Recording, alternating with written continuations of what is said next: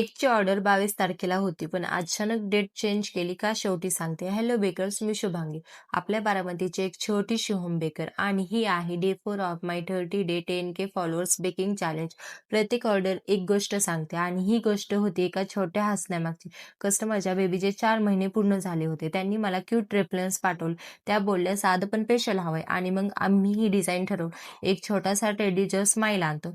फ्लेवरमध्ये त्या कन्फ्यूज होत्या, चॉकलेट की बटरस्कॉच. मी बोलले ट्राय करा कॉफी कॅरमेल, एकदम कमी स्वीट पण अशी चव विसरता येणार नाही. आणि त्यांनी माझ्यावर विश्वास ठेवला. हा ट्रस्ट ना हे सगळ्यात खास आहे माझ्यासाठी. त्यांनी न विचार करता माझ्या सजेशनवरती केक घेतला.